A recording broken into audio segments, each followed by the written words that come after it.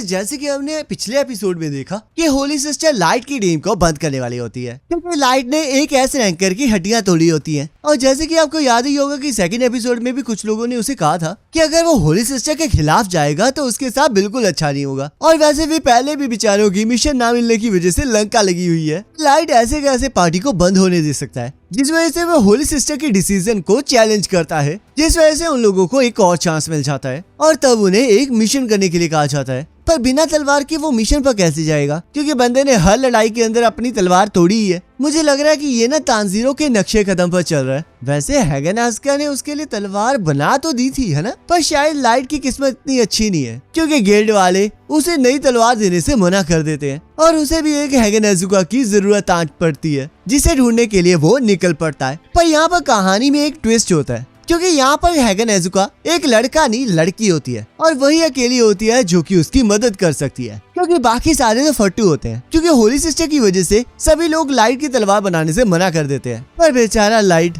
Hagen आजुका को ढूंढने के बाद भी उसे तलवार नहीं मिलती है, क्योंकि यहाँ पर तो मोनिका ने तलवार को बनाना तो छोड़ ही दिया होता है। वैसे तो ब्लैक स्मिथ को तलवार बनानी चाहिए, पर यहाँ पर थोड़ा पर्सनल मामला होता है क्योंकि जो तलवारें मोनिका ने पहले अपने फादर के साथ बनाई होती है, किसी ने उन्हीं तलवारों को यूज करके उसकी ग्रैंड माँ को मार दिया होता है, जिस वजह से वो बेचारी का दिल ही टूट जाता है और वो तलवारें बनाने से मना कर देती है। पर क्योंकि लाइट ने मोनिका की मुसीबत में मदद की होती है तो इसलिए वो लाइट को उसके फादर के पास भेज देती है। पर बेचारे की यहाँ भी दाल नहीं गलती क्योंकि उसके फादर ऑलरेडी बहुत ज्यादा बिजी होते हैं। पर ऐसे कैसे लाइट की तलवार कोई और बनाएगा? अगर एनिमे वालों ने एक नया कैरेक्टर इंट्रोड्यूस किया है तो उसका कोई ना कोई पर्पस तो जरूर होगा। और वैसे भी एमसी का 2 लड़कियों से थोड़ी कुछ बनता है, उसे तो वैरायटी चाहिए ना, तो इसलिए इसका उसकी टीम में आना तो बनता है। और यहाँ पर भी कुछ ऐसा ही होता है क्योंकि मोनिका के फादर तो बिजी होने की वजह से तलवार बनाने से मना कर देते हैं, जिस वजह से लाइट के पास मोनिका से मदद मांगने के अलावा कोई चारा नहीं होता। और अब जब मोनिका ने भी मना कर दिया तो बेचारा अब करे तो करे क्या,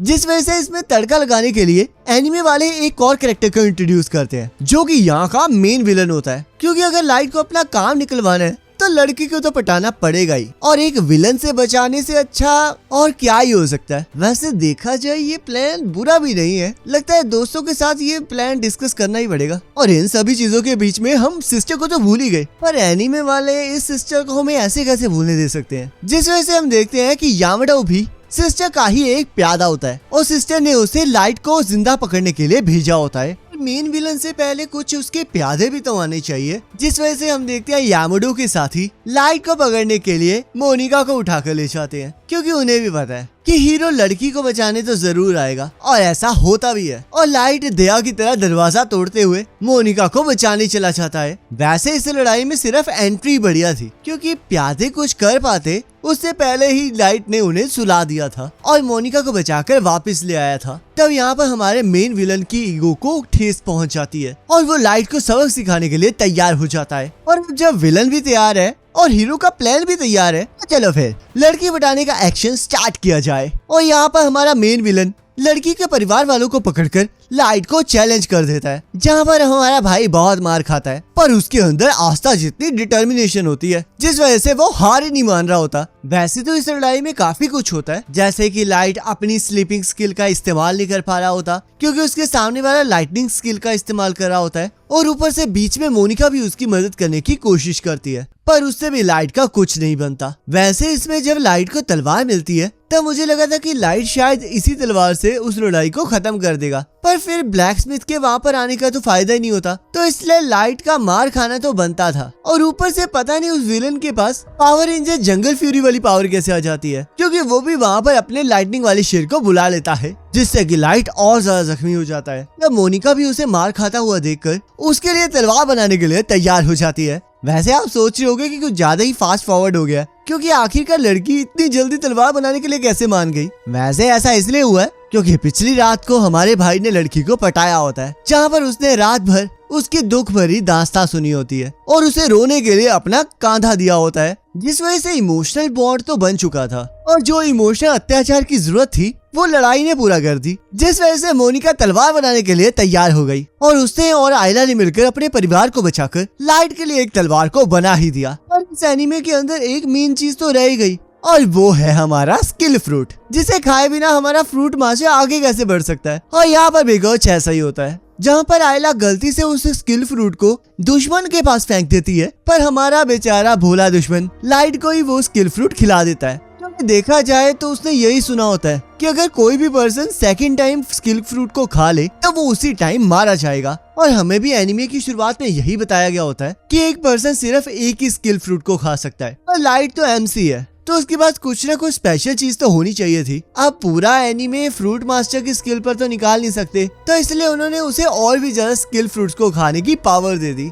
जिस वजह से लाइट वहाँ के सारे रूल्स को तोड़ देता है। लगता है ब्लैक बियर्ड भी इसका ही फैन है, और तब लाइट को एक और स्किल मिलती है। वैसे इस बार इसकी किस्मत कुछ ज्यादा ही अच्छी थी, क्योंकि पिछली बार तो बेचारी को अच्छी स्किल पाने के लिए 4 स्किल फ्रूट्स को खाना पड़ा था, और इस बार तो उसे पहली बार में ही टॉर्च फ्लेम की स्किल मिल गई, जिस वजह से वो किसी भी चीज को पकड़कर उसके अंदर आग जला सकता है। और तब लाइट रेंगुकू की तरह फायर ब्रीथिंग का यूज करते हुए अपनी तलवार को आग लगा लेता है और अपनी पावर की मदद से विलन को हरा देता है, और फिर से उसकी तलवार टूट जाती है। लगता है तलवार तोड़ने के मामले में तांजीरो से आगे निकल गई रहेगा। वैसे मैं ये सोच रहा हूँ कि मोनिका अगर सच में मेल हैगा नेजुका होती तो यहाँ पर क्या क्या होता, क्योंकि तांजीरो की तो वाट लग जानी थी। वैसे एक चीज है जो रियल लाइफ और एनिमे में कभी नहीं बदल सकती, और वह पुलिस का बिल्कुल लेट आना, क्योंकि यहाँ पर भी पुलिस बाद में घोड़े बेचकर सो की आती है और यामाडा और उसके साथियों को पकड़कर ले जाती है। तब हम यहाँ पर हैप्पी एंडिंग देखते हैं, मतलब एनिमे की नहीं